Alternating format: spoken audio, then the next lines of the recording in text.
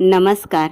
निपुण महाराष्ट्र अभियानांतर्गत आता आपल्याला निपुण महाराष्ट्र ॲपवर प्रत्येक विद्यार्थ्यांच्या पालकांची माहिती, मोबाईल नंबर आपल्याला जतन करायचे आहेत, सेव्ह करायचा आहे.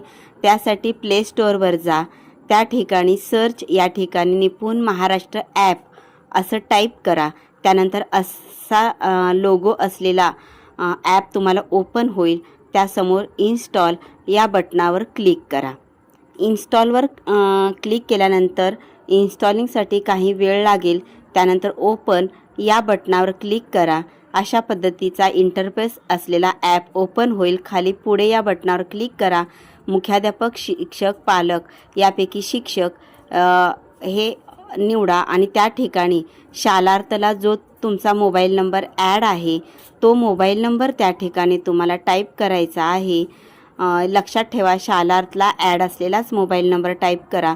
त्याच मोबाईलवर तुम्हाला OTP येईल. ती OTP या ठिकाणी तुम्हाला टाईप करायची आहे. OTP येण्यासाठी काही कालावधी लागेल.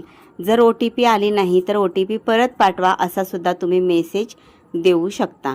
OTP टाईप केल्यानंतर व्हेरीफाय करा असा इंटरफेस ओपन होईल. पालकांचे फोन क्रमांक अद्ययावत करा या बटनावर तुम्हाला क्लिक करायचं आहे.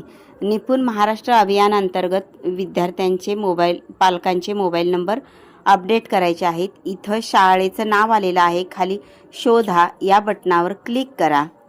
क्लिक केल्यानंतर इथं तुमच्या शाळेतील सर्व इयत्तेची विद्यार्थी संख्या तुम्हाला इथं दिसेल. कोणत्या इयत्तेचे विद्यार्थ्यांच्या पालकांचे नंबर ॲड करायचे आहेत ती इयत्ता निवडा. त्यावर क्लिक केल्यानंतर त्या इयत्तेत असलेल्या विद्यार्थ्यांची नावं त्या ठिकाणी तुम्हाला ओपन होतील आणि त्या विद्यार्थ्यांची नावं, त्यांचा सरळ ID क्रमांक, विद्यार्थ्याच्या वडिलांचे नाव, आईचे नाव आणि त्यासमोर तुम्हाला पालकांचा मोबाईल नंबर असं बॉक्स दिलेला आहे. त्या ठिकाणी आईच्या नावासमोर आईचा मोबाईल नंबर, वडिलांच्या नावासमोर वडिलांचा मोबाईल नंबर टाईप करा.